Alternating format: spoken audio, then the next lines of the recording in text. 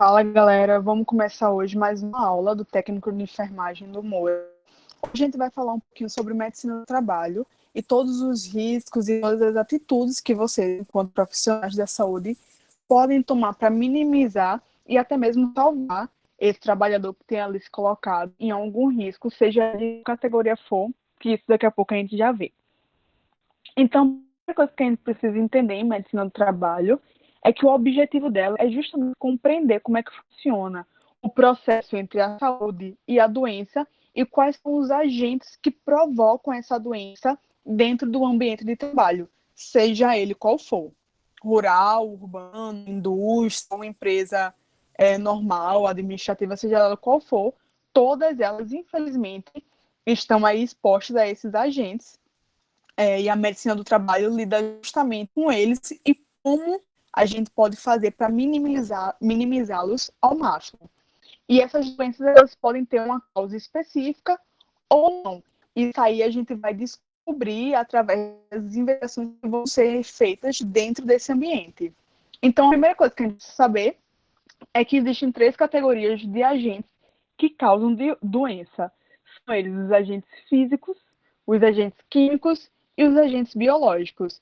É importante também lembrar que, além desses 3 agentes, os trabalhadores estão expostos a uma série de outras causas, sejam elas por repetição, trouxe aí alguns exemplos, movimentos repetitivos. Isso a gente vê muito em quem trabalha em indústria, que passa de 8 a 10 por dia fazendo o mesmo movimento. Então, isso acumulado ao longo de anos de trabalho vai trazer algumas doenças que a gente vai ver depois. Além disso, alguns agentes psicossomáticos também, né, de cunho emocional, psiquiátrico, psicológico, podem causar também aí um dano, né, um prejuízo ao trabalhador. E para isso a gente vai revisar alguns conceitos que vocês já viram lá em anatomia e alguns outros procedimentos que vocês viram nas aulas de primeiros socorros. Mas vamos começar com a anatomia então. A gente vai ver principalmente como funciona o corpo a nível de movimentação, que vai ser extremamente necessária para as pessoas, né, durante o trabalho. Então vamos ver um pouco sobre músculos, ossos, articulações, vasos e nervos, e a questão também fisiológica que pode comprometer o bom funcionamento do organismo, levando aí algumas doenças que podem ser crônicas, né? Podem ficar aí para o resto da vida, na vida do trabalhador, ou podem ser pontuais. Então, a primeira coisa em relação à anatomia é a gente dividir essas partes, né, do corpo. Então, a gente divide em cabeça, membros e tronco. Na cabeça, a gente vai ter compreendido nela crânio, face, pescoço e a região cervical, né, que é a região da nuca. Nos membros superiores, braço, antebraço e as mãos. Nos inferiores, coxas, perna e os pés. E na região do tronco, a gente vai ter somado aí o tórax, o abdômen e a região pélvica, que é o que a gente chama normalmente de quadril. Beleza? E para a gente entender como a gente se refere a essas partes do corpo, também é interessante que a gente entenda esses 3 tipos de plano que vocês estão vendo aí na tela. Então, o plano horizontal, né, o plano transverso, ele vai dividir o corpo em 2 metades. Metade superior e metade inferior. Já o plano coronal, né, vai separar entre parte frontal e dorsal. E o plano medial, ele vai separar em 2 metades, o lado direito e o lado esquerdo. E como vocês já devem ter visto, isso é extremamente importante que vocês entendam como é que funcionam alguns procedimentos, seja ele da aplicação de injeção ou de como posicionar o corpo para alguma manobra de primeiros socorros. Então, é interessante que a gente entenda como é que a gente classifica e como é que a gente se refere a esses cortes específicos da anatomia humana. Já o sistema locomotor, que é o primeiro que a gente vai ver aqui, ele vai se dividir em ossos, cartilagem, articulações e os músculos estriados, que é o que a gente chama de músculos do movimento, que eles são músculos de intenção, né? Então, você, quando quer se mover, se você não tiver nenhum problema, obviamente, de locomoção, você consegue estriá-los, né, esticá-los ou reduzir o comprimento desse músculo, e eles vão servir justamente, como eu falei, para a movimentação e a sustentação do corpo, controlado, obviamente, pelo sistema nervoso central, como vocês já viram lá em anatomia. Trouxe aí rapidamente, só para vocês relembrarem a estrutura óssea. Então, nós vamos ter, né, os ossos do corpo separados entre aquelas regiões que eu falei, membros superiores e inferiores, cabeça e tórax. Então, do lado direito aí da tela, vocês têm o crânio, né, os ossos do crânio e da face. Do lado esquerdo, os ossos de sustentação, né, por assim dizer, e os ossos dos membros. E aí embaixo nós temos a coluna vertebral, com os ossos que vão ser responsáveis por sustentar o corpo humano em pé. E aí, trazendo mais algumas imagens para vocês verem, nós temos a estrutura da caixa torácica, né, do tórax. E vocês lembrem lá que nós temos duas costelas flutuantes, né, que elas não estão ligadas no osso externo, que é o osso da frente do tórax.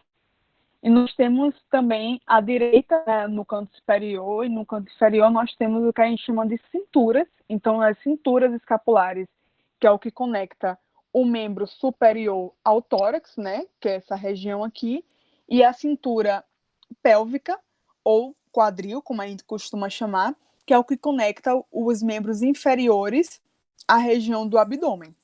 Beleza? As cartilagens, como vocês devem lembrar, elas são um tecido flexível que ele é constituído por fibras de colágeno, e dentro dessa estrutura das cartilagens não há vasos sanguíneos. Isso é muito importante da gente lembrar. Então, nunca, em hipótese alguma, você vai conseguir fazer uma punção de vaso sanguíneo em uma cartilagem, já que lá não existem vasos. E as cartilagens vão ser divididas em 3 grupos: as cartilagens hialinas, fibrosas e as cartilagens elásticas. Na hialina, a gente vai encontrar principalmente na região do nariz, né, dos seios nasais, traqueia e brônquios. Além delas, fibrosas têm um alto teor de colágeno, então a gente vai localizar principalmente nos discos intervertebrais, né, que são os discos entre uma vértebra e outra da coluna. E a cartilagem elástica, ela tem muita elastina, né, muita fibra de elastina, e aí a gente vai encontrar principalmente na região da orelha, né, o pavilhão auditivo, laringe e epiglote, tá? Então essas 3 cartilagens a gente encontra no corpo humano. Já as articulações, elas vão ter a função de juntar, né, de junção de 2 ou mais ossos de diferentes locais do corpo. E aí elas podem ser de 3 tipos. A sinartrose, elas são articulações que não têm mobilidade, elas são imóveis, né? A gente vai encontrar essas articulações na região do crânio. Lembra da aula de anatomia? No primeiro ano, né, de vida da criança, após o parto, essas articulações ainda estão abertas, que é o que a gente chama de moleira, né? E elas vão se fechando dentro do primeiro ano de vida da criança, até elas ficarem totalmente fechadas, que é o formato que a gente está vendo aí nessa imagem da sinartrose. Então, são articulações que não têm nenhuma mobilidade. As anfiartroses, elas têm uma mobilidade média, então a gente chama de semi-imóvel, que são os ossos do quadril e das vértebras. Eles têm uma mobilidade, mas é muito baixinha. E a diartrose, que são as articulações que a gente mais encontra no corpo, que ela é justamente o que vai possibilitar os movimentos, né? Então, eu trouxe aí à direita alguns dos movimentos que são possíveis de serem feitos com essas articulações do tipo de artrose. É através dela que a gente, de fato, consegue se movimentar, já que ela permite, né, a movimentação de braços e pernas, que é muito importante para a gente, principalmente para que a gente consiga executar o nosso trabalho da melhor maneira possível. Sem essa mobilidade, a gente teria aí algum déficit, né, na execução dessas tarefas. Já os músculos, junto com os ossos, eles têm uma capacidade elástica, né, de contração e de extensão. Então, os músculos contraem e estendem, e ela é responsável pelos movimentos, e a musculatura ela vai ter, ela pode ser de 3 tipos: as esqueléticas estriadas, que é o tipo de musculatura que está diretamente ligado ao movimento da gente. A musculatura lisa ou visceral, que é um músculo que vai recobrir os órgãos, e o único órgão que não tem essa musculatura lisa é o coração, que ela vai ter uma musculatura estriada, cardíaca, que apesar de ser estriada, ela não tem uma movimentação intencional, né? Ela é controlada pelo sistema nervoso central, que é o que vai ser responsável por controlar a contração e a distensão do coração, que vai permitir bombear o sangue para o nosso corpo. Então, é extremamente importante. Trouxe aí alguns exemplos de músculos, né, que vocês já viram, mas só para lembrar, músculos aí da face, os músculos do movimento, né, de braço, perna, e aí o tecido muscular, os 3 tipos de tecido muscular que a gente tem, que é o estriado esquelético. Lembrando que o estriado esquelético vão ser os músculos de movimento. O estriado cardíaco, que é o que vai formar o músculo, a musculatura do coração, e o muscular não estriado ou liso, ou ainda visceral, que é o que vai formar os nossos órgãos. Passando dessa parte de anatomia, a gente vai começar a ver alguns desses agentes, né, que podem provocar doença no ser humano e em animais, de maneira geral. O primeiro grupo desses riscos são as bactérias. As bactérias, elas podem fisiologicamente ser aeróbica, anaeróbica ou aeróbica facultativa, ou seja, a fisiologia dela pode precisar ou não de oxigênio, e as exigências nutritivas dela é justamente a atividade bioquímica e metabólica. Ela pode ser patogênica, né? Ela pode causar uma doença, e ela é formada por uma sequência de aminoácidos das proteínas e tem uma composição genética própria. Então, tem aí como seria uma bactéria, né? Você vê que ela tem as estruturas próprias dela, da membrana plasmática, citoplasma, cápsulas, ribossomos, enfim, todo esse grupamento que permite que ela mantenha o seu metabolismo próprio, e algumas estruturas de bactérias, né, que elas podem ter um grau maior ou menor de patogenicidade. Então, ela pode causar doença, né? Lembrando que essas doenças causadas por agentes biológicos, elas estão muito ligadas também ao sistema imunológico do hospedeiro. Então, elas têm a capacidade de causar uma doença, mas os sintomas dessa doença vai estar muito direcionados se a pessoa dorme bem, se faz atividade física, não fuma, não bebe. A idade também é um fator muito importante, por isso que é bom a gente sempre estar ligado no bem-estar da gente, né? Sempre tentar se manter saudável para que assim, a gente seja acometido pelo menor número possível desses agentes biológicos. Os vírus, eles podem causar doença, né? Eles possuem DNA ou RNA, que é o material genético, né? Como ele vai se replicar, como ele vai fazer cópias de si mesmo. E eles podem ter, por uma questão de proteção, para eles ficarem mais resistentes, uma cápsula de proteína que vai recobrir o vírus. Eles são inertes, isso aí é muito interessante, eles são inertes no ambiente extracelular, ou seja, fora da célula hospedeira, os vírus não são capazes de ter mobilidade própria. O que acontece muitas vezes é que eles são carregados pelo vento, pela água, e aí sim eles conseguem migrar de um hospedeiro para o outro. E aí a unidade infecciosa é o que a gente dá o nome de vírion, tá? Gravem isso daí, o vírion, e eles parasitam outros micro-organismos, animais ou plantas. Então veja que os vírus, além deles existirem vários tipos de vírus, eles realmente conseguem parasitar, né, e infectar uma gama muito grande de seres vivos. E aí os vírus eles vão ser classificados de acordo com alguns quesitos.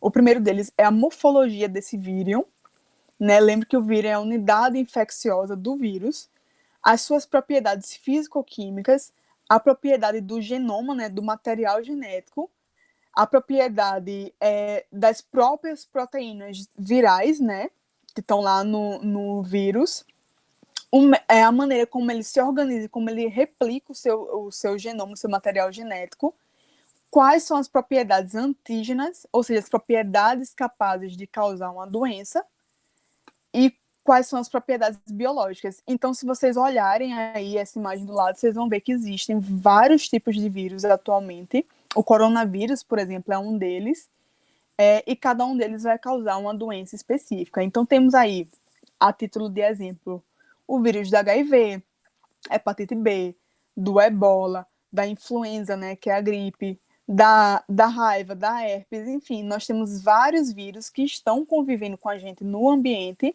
e que são, sim, capazes de provocar doenças e podem até levar à morte dos seres vivos que eles estiverem parasitando. Agora nós vamos ver um pouquinho dos fungos, né, que são os organismos vivos estudados pela micologia. Eles são exógenos, ou seja, eles estão fora, a maioria deles eles são encontrados fora do seu hospedeiro, e eles têm vários ambientes naturais, né, habitats naturais, então eles podem estar na água, no solo, em resíduo orgânico, eles podem realmente estar espalhados pelo ambiente. Alguns a gente nem consegue ver, porque são pequenos, né, a gente realmente não vê. E aí nós temos atualmente, né, a candidíase e as dermatofitoses são doenças causadas por fungo que a gente vê naturalmente na espécie humana. Então, muitas pessoas têm essas infecções por fungo. E os fungos verdadeiros, eles têm essas classificações que estão aí. Eles podem ser cogumelos, mofo, que é o que a gente mais conhece, as leveduras, ou eles podem ser vírus dimórficos, que são vírus que eles vão mudar a sua estrutura dependendo da temperatura. Então, em temperatura ambiente, ele pode ser um mofo, mas numa temperatura corporal, ele pode virar uma levedura, enfim. Ele vai modificar a sua estrutura dependendo do ambiente e da temperatura do ambiente. Lembrando que esses fungos, eles podem ter um teor maior ou menor de toxicidade, tá? E podem sim causar doença e levar, no caso mais extremo, levar à morte do seu hospedeiro. Os vermes, né, como eles são popularmente conhecidos, são os helmintos. Eles são distribuídos em 2 filos, que são os platelmintos, que são os vermes achatados, e os nematelmintos, que são os vermes de corpo cilíndrico, né? Então eles são mais roliçozinhos. De maneira geral, os vermes, na espécie humana principalmente, eles vão estar no trato digestório, principalmente no intestino grosso e delgado, mas eles podem se migrar para diversas partes do corpo, inclusive o cérebro, que eles vão causar, como vocês podem imaginar, uma série de doenças e podem levar à morte da pessoa que estiver infectada, pessoa ou animal que estiver infectado com eles. Trouxe aí para vocês verem alguns dos principais helmintos que a gente encontra na espécie humana, que é o Schistosoma mansoni, a Taenia, né, Taenia solium ou saginata, e o ascarídeo, que é o ascari, né, que normalmente vocês ouvem com o nome de lombriga. E aí eles podem, imaginem que no estágio inicial, se a pessoa se cuida, toma os remédios necessários, não bebe água potável, lava os alimentos antes de comer, lava as mãos, obviamente as chances de se contaminar com esses alimentos são menores, mas vocês vão ver quando vocês estiverem atuando na área de saúde que eles ainda são muito comuns nos postos de saúde, nos hospitais, e algumas pessoas chegam de fato a precisar, num caso muito extremo, obviamente, a precisar de cirurgia para que seja feita a retirada desses elementos dentro do corpo mesmo. A tênia, por exemplo, existem registros de tênias que chegaram a 20 metros de comprimento, por exemplo. Então, imagine que o trato digestório dessa pessoa, que teve que ser submetida à cirurgia, ele estava completamente congestionado, e aí causa uma desnutrição, né, porque ela não consegue metabolizar o alimento, e num caso muito extremo, onde essa pessoa não procure tratamento adequado, ela pode sim, infelizmente, vir a óbito. Beleza? Os protozoários, eles têm, de maneira geral, um ciclo biológico mais complexo. Em alguns casos, eles precisam de vários hospedeiros para conseguir completar o seu desenvolvimento. Geralmente, os protozoários precisam de um inseto para transmitir, que é o que a gente chama de vetor. ele não tem uma transmissão direta entre o hospedeiro, então ele precisa de uma escala, por assim dizer, né, que geralmente vai ser um inseto. E aí, no Brasil, as doenças mais comuns provocadas por protozoário é a doença de Chagas, que vai afetar o sistema circulatório, principalmente o coração, né? A toxoplasmose, amebíase, malária, giardíase e a leishmaniose. Todas essas são doenças muito sérias e que, se não forem tratadas, podem levar à morte. E algumas, infelizmente, não têm tratamento, que é o caso da doença de Chagas. Uma pessoa que tem um laudo comprovando que ela tem doença de Chagas, inclusive, ela é aposentada por invalidez, porque a doença de Chagas, se vocês olharem essa imagem aí do coração, né, a doença de Chagas, ela vai, um dos estágios, né, um dos sintomas é um aumento do tamanho do coração, e aí, infelizmente, é um laudo bem triste, porque ela não tem tratamento, e a pessoa precisa ser afastada realmente do seu trabalho, porque o que pode acontecer é ela ter uma parada cardíaca, infartar, e aí não condiz, né, com as condições de trabalho ideal, então ela com laudo, né, quando ela tem um laudo, ela é automaticamente afastada do trabalho e é aposentada por invalidez por conta da doença de Chagas. Os ácaros, que são micro-organismos, né, são organismos que a gente só consegue observar no microscópio, ela causa uma série de doenças, principalmente dermatológicas, né, então a escabiose, que é o que a gente chama de sarna, essas dermatites atópicas, né, como vocês estão vendo na imagem, essa região avermelhada. Várias doenças respiratórias, né, principalmente alérgicas, são causadas por ácaro, por isso que é importante manter o ambiente de trabalho sempre limpo, higienizado, se possível, se for um local que você tenha sofás, camas, né, que seria o caso, por exemplo, vocês que vão trabalhar em hospitais, em clínicas, é sempre bom que isso seja higienizado, porque ele pode causar alergias, né, e doenças respiratórias muito sérias. E como é um organismo que você não vê, porque ele é muito pequeno, é bom a gente sempre manter esse controle de limpeza independente de qualquer coisa. Principalmente durante o inverno, né, por conta da alta da umidade, os ácaros eles tendem a se proliferar mais quando o ambiente está mais úmido. Então é bom tomar muito cuidado. Essas dermatoses ocupacionais que a gente vai ver, elas têm vários sintomas, na verdade, e elas são causadas por vários agentes, que eles podem ser físicos, químicos e biológicos, que é quando a gente expõe o trabalhador e as condições de trabalho em si, e essas dermatoses, né, elas vão causar desconforto, dor, prurido, que é coceira, né, queimação, reações psicossomáticas e outras, e elas realmente podem causar lesões mais sérias, que vão ter que ser tratadas por mais tempo, e esse trabalhador, infelizmente, vai ter que ser afastado do seu trabalho por um tempo maior do que seria o necessário para o tratamento de se fosse algo mais brando, né? Então, elas realmente podem causar um dano muito grande ao trabalhador.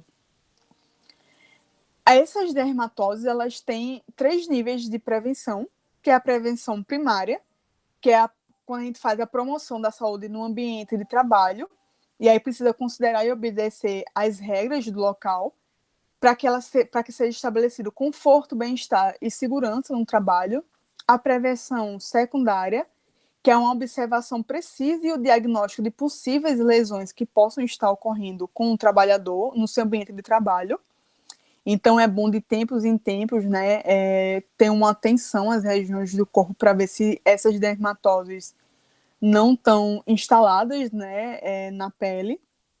E a prevenção terciária, que seria um estágio mais avançado, que é onde o trabalhador pode apresentar lesões cronificadas, né, ou em fase de cronificação, que é realmente onde a gente tem a doença já instalada, e o tratamento vai ser mais longo do que os outros estágios de prevenção.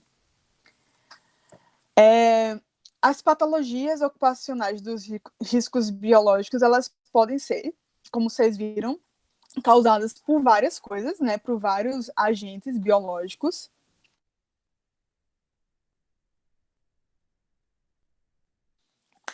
É, e aí, o que é importante vocês estarem sempre atentas?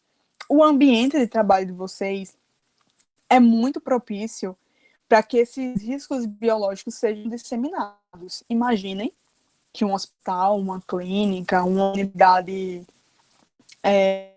de atenção, enfim, recebe centenas a milhares de pessoas por dia de origens diferentes, com cuidados com o próprio corpo diferentes. Então, são constantemente expostas a riscos.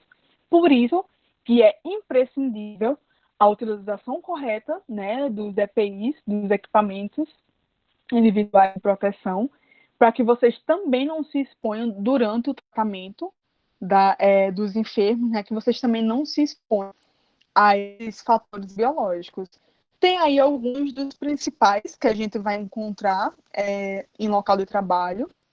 Então, brucelose, carbúncio, tétano, tuberculose, hepatite, leptospirose, leishmania, são algumas das doenças que vocês vão estar entrando em contato mais constantemente dentro do local de trabalho de vocês. Os riscos físicos, né, eles são, algumas vezes são difíceis, inclusive, de identificar, por isso que as CIPAs, né, as comissões internas de prevenção de acidentes, são tão importantes, porque elas vão estar diretamente atentas à exposição dos seus trabalhadores a esses riscos. Aí tem aí como risco físico ruídos, vibrações, radiação, ionizante e não ionizante, temperaturas extremas, seja para frio ou calor, pressões anormais, umidade. Por mais que pareça algo que não oferece risco, na verdade, se você estiver exposto constantemente por um longo período de tempo a esses fatores físicos, podem sim ser desenvolvidas doenças crônicas que podem ocasionar o afastamento do trabalhador e algumas até podem ser letais para esse trabalhador. Então é bom a gente sempre ficar atento aos riscos físicos também. Já os riscos químicos, eles vão desde riscos naturais, né, até riscos químicos no sentido de produzidos pelo homem. Então, aí, dentro dos riscos químicos, aí tem poeira, fumo, né, e a fumaça de maneira geral, névoa, neblina, gases que podem ser de material tóxico, vapores, os aerosóis de maneira geral. Então, eles, de maneira geral, a grande maioria deles, inclusive, são materiais que podem ser inalados e ao serem inalados, né, eles vão entrar em contato com os outros órgãos e ocasionar uma série de doenças que, assim como os físicos e os biológicos, podem culminar no afastamento e na morte do trabalhador. Então, fiquem sempre ligados a eles também. Se vocês estiverem trabalhando num lugar com muita poeira, com muita fumaça, com gases, com vapor, é importantíssimo que vocês usem sempre a máscara de proteção para evitar se contaminar com esses materiais. As lesões por esforços repetitivos, né, como a gente citou lá no início, elas vão acometer principalmente as pessoas que trabalham em fábrica, mas elas também são relacionadas com mau uso, né, e com uma má locomoção e uma postura inadequada, como vocês estão vendo aí. Pessoas que trabalham em telemarketing têm muita lesão, principalmente em punho, né, porque digitam muito, então podem atingir músculos, tendões, nervos, principalmente nos membros superiores, né, os dedos, mãos, punhos, antebraço, braço, pescoço. Então é muito, muito importante que vocês fiquem sempre ligados na postura que vocês estão empenhando durante as horas de trabalho de vocês.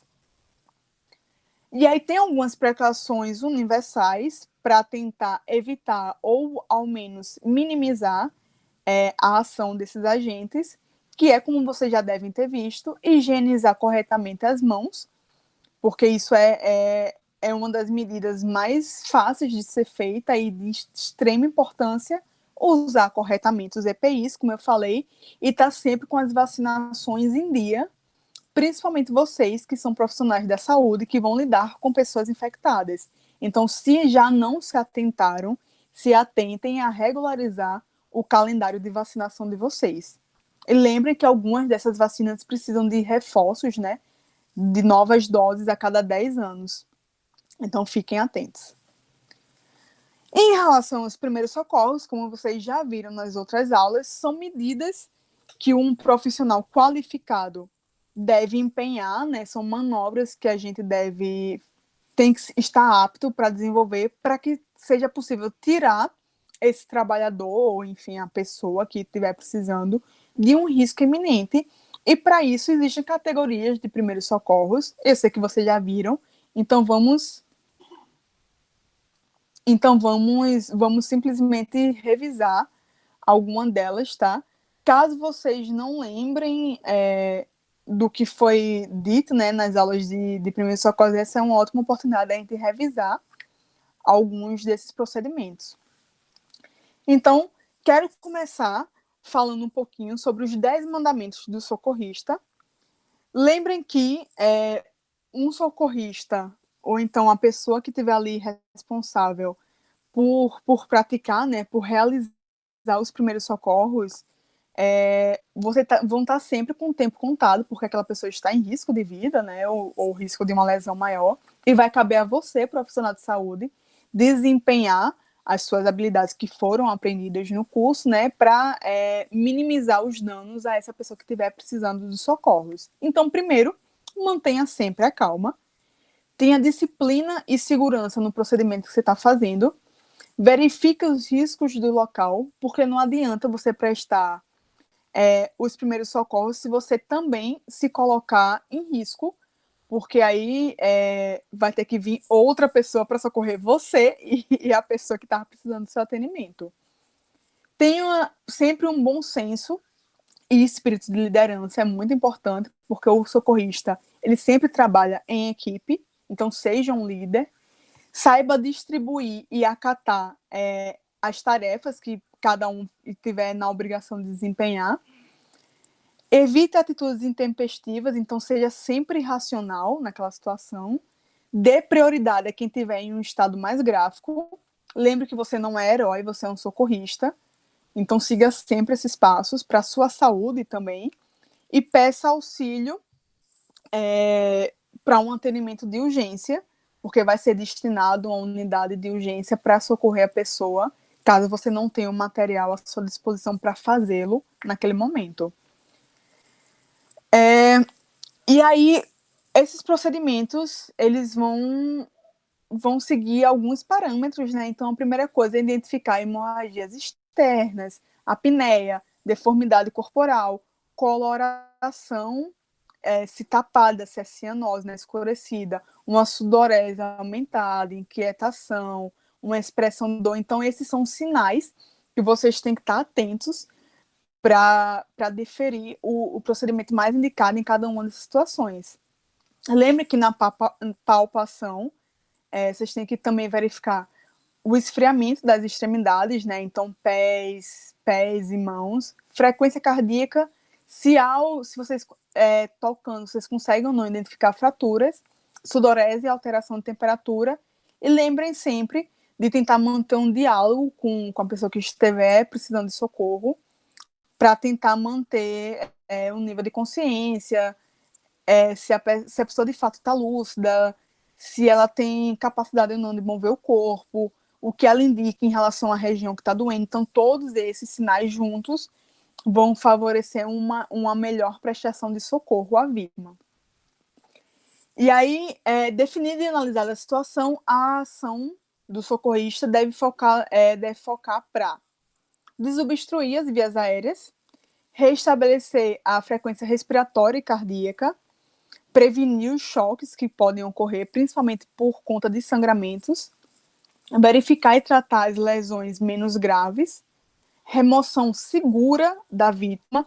Lembre que só é aconselhado remover a vítima se você puder fazê-lo com segurança, para não provocar maiores lesões. Providenciar o transporte E ter sempre em mãos, né, a caixa dos primeiros socorros que você vai precisar utilizar ali para dar os primeiros atendimentos.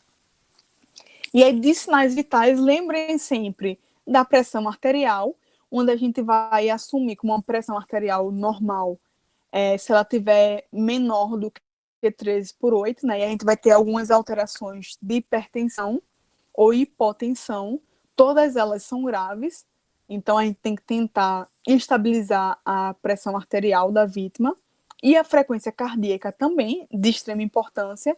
Então, um adulto, o ideal é que ela se mantenha entre 60 e 80 batimentos, criança até 100 e lactante até mais ou menos 140.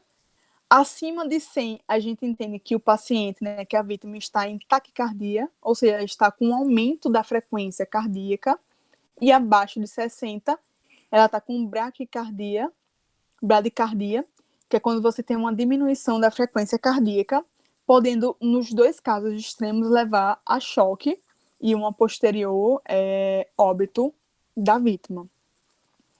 Além disso, é importante a gente verificar a frequência respiratória para a gente ver se tem alguma anomalia, verificar se tem algum objeto impedindo uma respiração normal, né? Ou se a respiração está muito acelerada ou está muito lenta.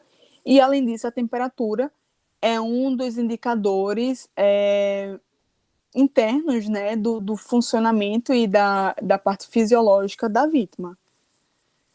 Em relação à remoção e ao resgate, lembrem sempre que o ideal é que você não remova a vítima do local se você não tiver em posse dos materiais necessários, né? Então, protetor cervical, a maca, tudo isso é importante para você remover a vítima.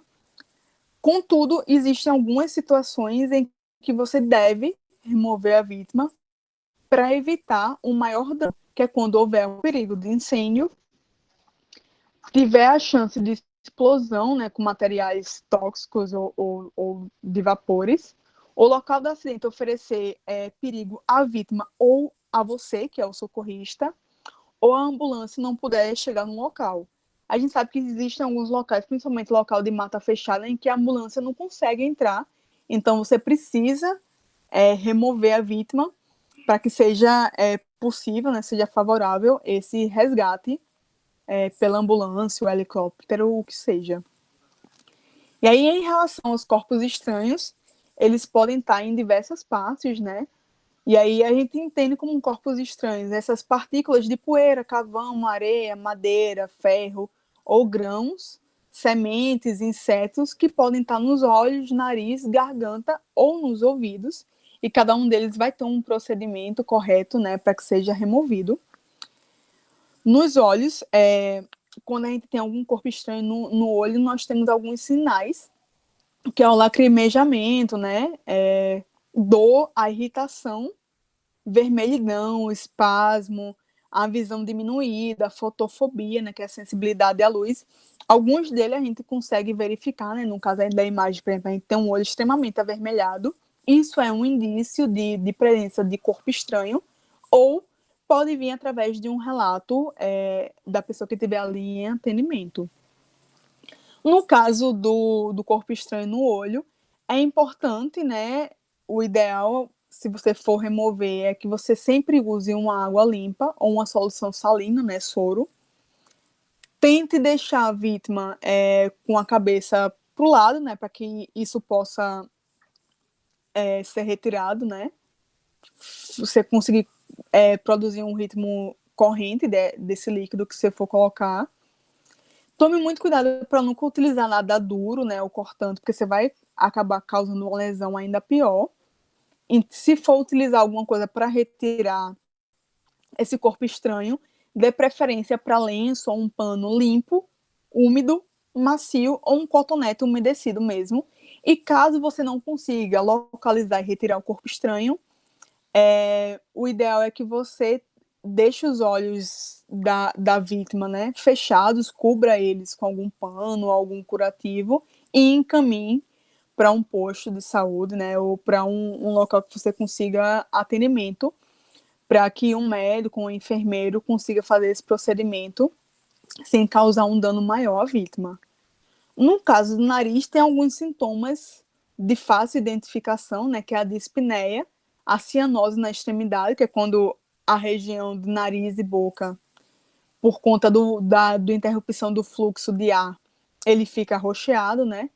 O pânico, porque imagina, a pessoa sem respirar realmente fica nervosa, um edema, né, da narina obstruída, dor, coceira ou irritação, e uma agitação. Nesse caso, é interessante que você tenha muita cautela, né, assim como acontece com a região dos olhos, para que você não corra o risco de empurrar esse corpo estranho ainda mais para dentro, né, da região nasal, e para que você não cause lesões. Se você não conseguir identificar, você pode pedir para a vítima assoar o nariz, para fazer força para que esse ar seja expelido. Caso essas manobras não funcionem, o ideal é que você tente acalmar a vítima, o paciente, e que encaminhe para um atendimento hospitalar. No caso de corpos estranhos na garganta, como ele vai impedir o fluxo de ar, nós vamos ter sintomas parecidos, né, com o que acontece na região do nariz. Então, dispneia, disfagia, afonia, que é quando você não consegue falar direito, dor, irritação, são os sintomas mais clássicos da presença de um corpo estranho na região da garganta. O ideal, em casos de engasgamento, né, é você utilizar a manobra de Heimlich, que tem aí do lado direito, né, que vocês também já viram nas aulas de primeiros socorros, para tentar expelir, fazer a vítima expelir esse corpo estranho, para que ela possa regularizar a frequência cardíaca. Lembrando sempre, né, que o bom atendimento e você como profissional de saúde conseguir desempenhar essa manobra de uma maneira eficiente pode fazer total diferença para que essa vítima não tenha um dano maior e para que ela, como se trata de uma via aérea, né, está diretamente ligada com respiração, para que essa vítima, infelizmente, não venha a óbito, né? Então, temos aí do lado direito a manobra sendo executada em um adulto, onde você se posiciona atrás da pessoa, né? Na região do diafragma, você empurra para trás e para cima, e aí com a criança ou um bebê, onde você posiciona ela para baixo, né? Segura a região do pescoço para que não tenha o chicote, né? Ela não lesione a cervical e com delicadeza, mas com firmeza, você dá alguns tapinhas entre as escápulas do bebê. E aí lembre sempre que quando você fizer essas manobras é interessante você verificar, fazer uma inspeção visual para ver se esse corpo estranho já foi expelido ou, dependendo do tamanho, se a criança ou o adulto acabou engolindo, mas conseguiu regularizar a sua respiração. Muito importante essas manobras. No caso dos ouvidos, o interessante é que caso você consiga alcançar, você tente pegar uma pinça. Se você conseguir, se tiver muito para fora, para você conseguir puxar, mas isso é muito perigoso.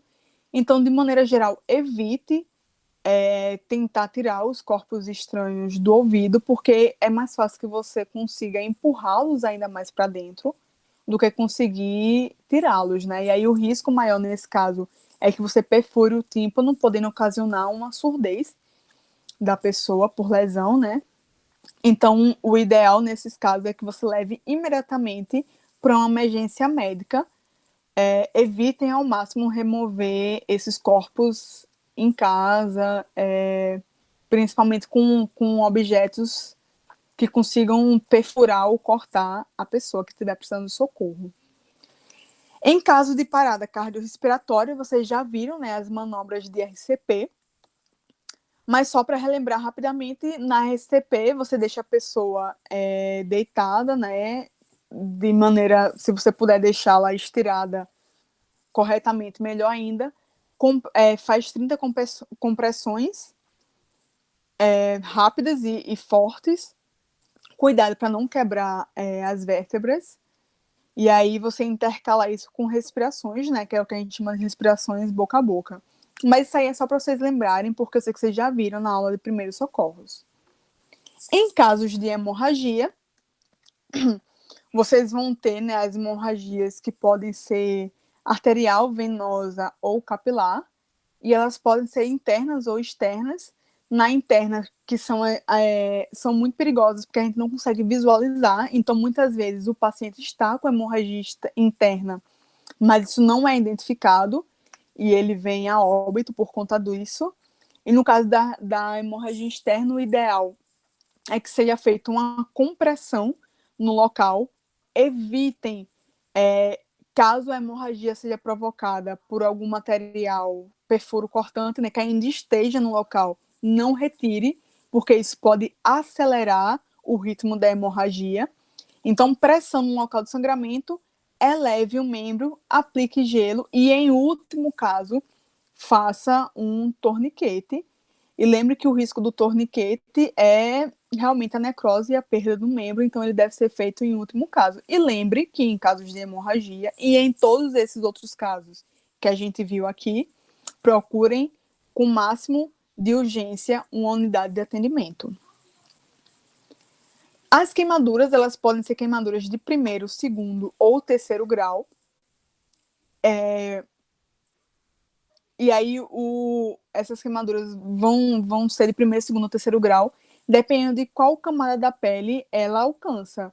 Então, se é epiderme, derme ou a camada subcutânea, a gente vai ter as lesões que podem pegar uma maior parte ou uma menor parte do corpo, né? Então, o tratamento para queimaduras, quem trabalha sabe que é difícil, é um tratamento longo, porque demora um pouco para que esse tecido se reestruture.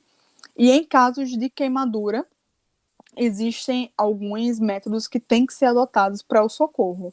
Então, o primeiro deles é você afastar a vítima desse local, né, desse perigo.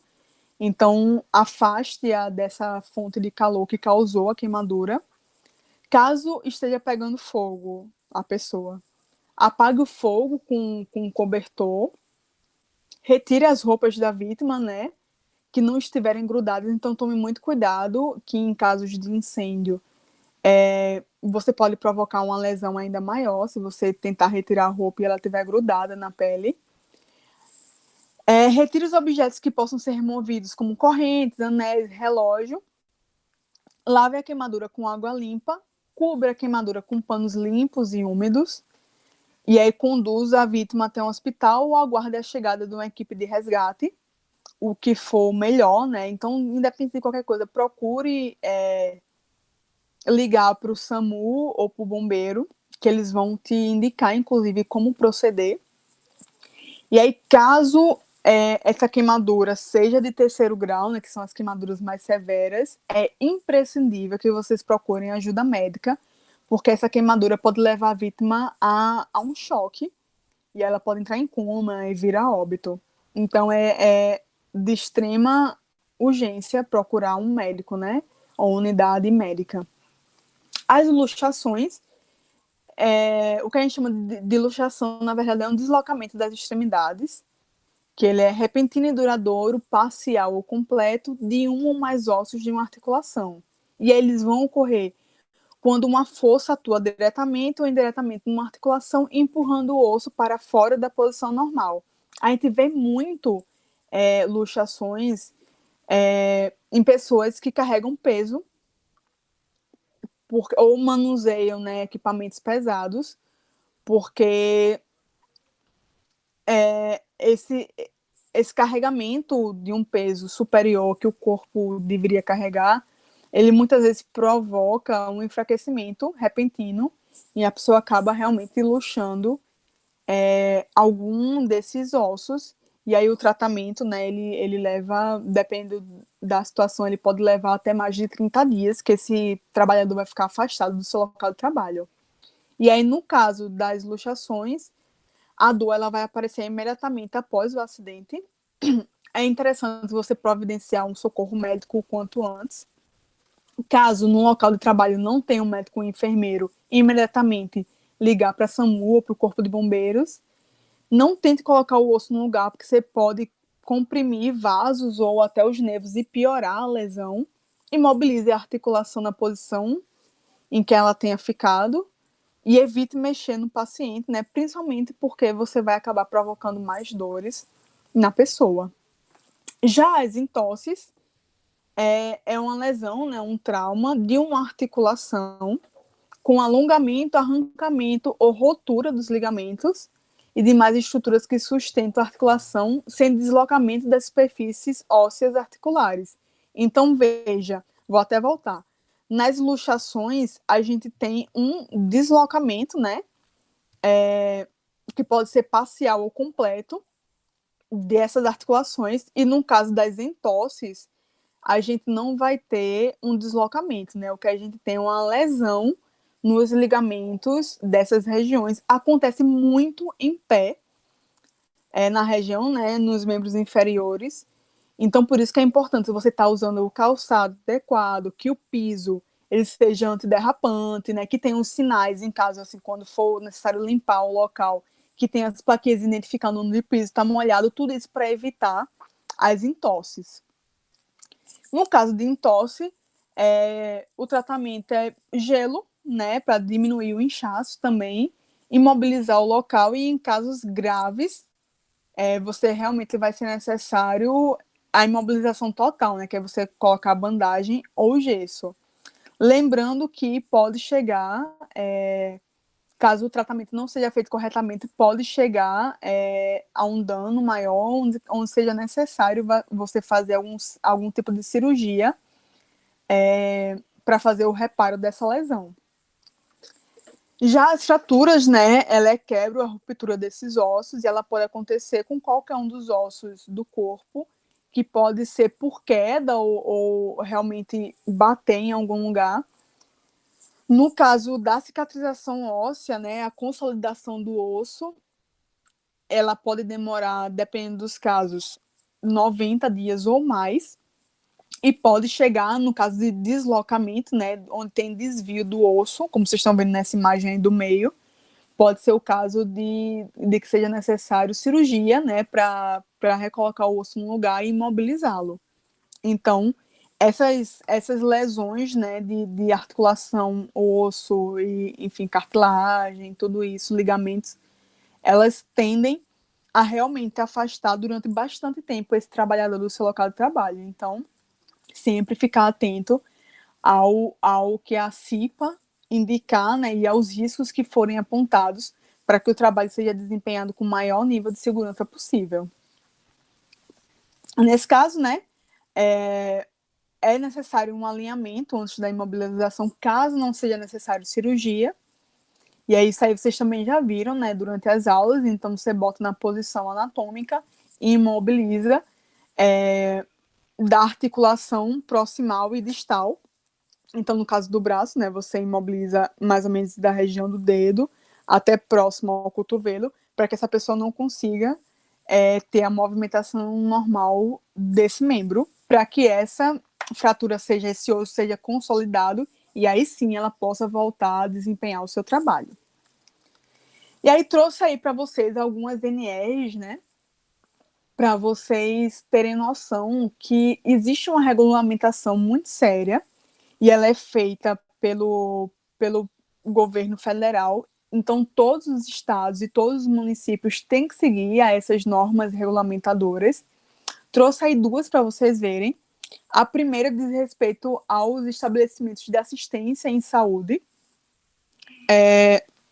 Ela vai estar subdividida em procedimentos operacionais em caso de ocorrência de acidentes ambientais ou pessoais, procedimentos em resíduos, condições de conforto por ocasião das refeições nos serviços de saúde, condições de conforto em serviços de lavanderia e o que compete aos serviços de saúde. Então, vejam que essas normas, elas dizem muito mais,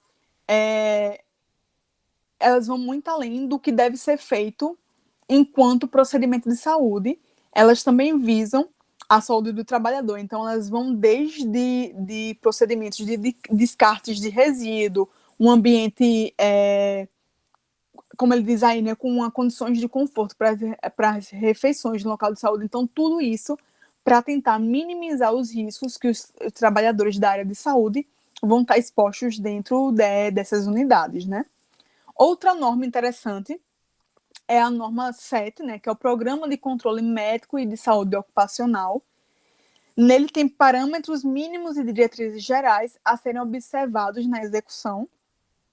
podendo ser ampliados mediante negociação coletiva de trabalho. E aí, na norma 7, tem lá dizendo que compete à empresa contratante de mão de obra prestadora de serviços comunicar à empresa contratada sobre os riscos existentes e auxiliar na elaboração da implementação do plano de controle médico e de saúde ocupacional nos locais de trabalho onde os serviços estão sendo prestados. Então, vejam que a questão da medicina do trabalho ela vai ser toda regulamentada por órgãos federais, estaduais e municipais, e elas têm que ser seguidas, caso não, elas vão ter punições legais aos seus empregadores. Então, vocês, enquanto profissionais de saúde, lembrem sempre que a função de vocês é minimizar os riscos, né, dos trabalhadores e das vítimas desses acidentes, mas que isso funciona em unidade e em conjunto com médicos, enfermeiros e toda a comunidade hospitalar e também a comunidade que não está dentro diretamente de um hospital, mas que vai trabalhar através de normas, né, e decretos para que os trabalhadores estejam assegurados e que possam desempenhar o seu trabalho com maior nível de segurança. Beleza? Então, gente, olha, vocês têm a apostila de vocês, leiam a apostila de vocês com calma.